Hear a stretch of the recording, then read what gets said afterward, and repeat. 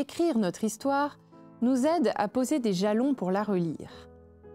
Quand j'atteins la dernière page d'un carnet, j'adore le feuilleter en arrière pour mesurer le chemin parcouru.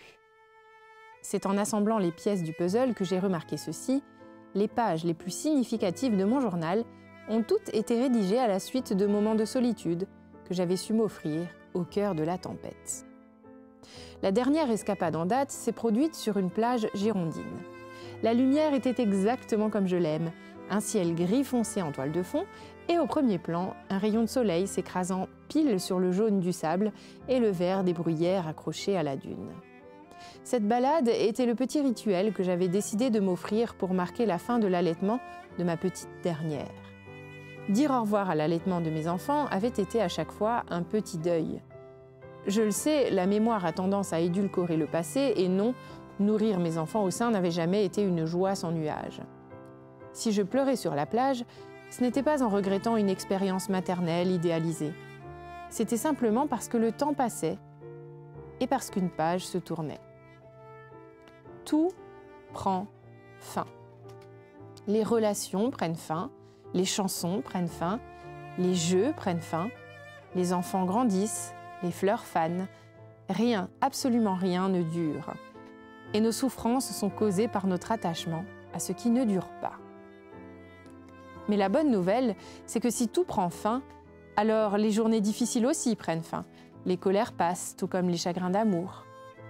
Quand nous avons peur du temps qui fuit, nous oublions que la peur elle-même cesse. Comme toute émotion, elle finira par s'évanouir.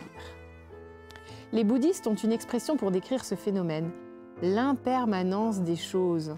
Tout ce à quoi nous nous attachons va inévitablement mourir ou nous quitter pour suivre sa propre route. La peur est tapie derrière le changement. Pour la surmonter, nous consumons une énergie folle afin de maintenir les choses telles qu'elles sont. À chaque imprévu, nous nous sentons assommés. L'apaisement vient quand nous laissons partir, quand nous laissons les choses nouvelles advenir. Si accueillir l'impermanence des choses nous aide à nous prémunir contre les déchirements de la perte, alors la maternité est certainement notre meilleure école. Elle ne nous laisse pas le choix, elle nous oblige constamment à dire oui à l'inconnu. Elle débarque avec ses gros sabots, elle pousse les meubles et elle prend toute la place, pour ensuite laisser toute cette place désespérément vide quand le bébé quitte le ventre, quand il ne boit plus le lait ou quand il ne veut plus qu'on lui tienne la main en public. À chaque rentrée des classes, je dois me pincer pour croire que mes enfants sont si grands et je me demande dans quel état mon mari me trouvera le premier matin où ils auront quitté le nid. On raconte une anecdote à propos de Franz Kafka. Cet épisode de la vie de l'écrivain aurait été rapporté par sa compagne Dora Diamant, même si personne n'a pu en vérifier la source.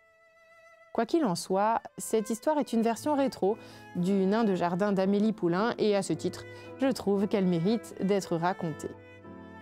Vers la fin de sa vie, Franz Kafka aurait rencontré dans un parc une petite fille effondrée d'avoir perdu sa poupée. Après l'avoir aidée à la chercher sans résultat, il aurait donné rendez-vous le lendemain au même endroit.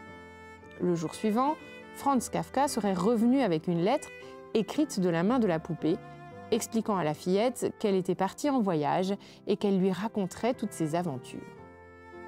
Devant la joie de l'enfant, Kafka aurait continué à lui apporter régulièrement des lettres signées par la poupée. Lorsqu'il fut trop malade pour continuer la correspondance, il aurait apporté une nouvelle poupée accompagnée d'une lettre dans laquelle le jouet expliquait que le voyage l'avait profondément transformé et que sans doute l'enfant ne le reconnaîtrait pas. Bien des années plus tard, la fillette, devenue adulte, aurait trouvé dans les replis de la poupée abîmée une note écrite par Kafka. Tout ce que tu aimes, tu finiras par le perdre, mais l'amour reviendra finalement d'une autre manière. Je n'ai désormais plus la force de faire voler mes aînés à bout de bras, mais je souris quand je les entends faire l'avion à leur petite sœur et je pense à cette citation de Terry Saint-Cloud qui est punaisée face à mon bureau. Elle ne pouvait jamais revenir en arrière et améliorer certains détails. Elle ne pouvait qu'avancer et rendre l'ensemble magnifique.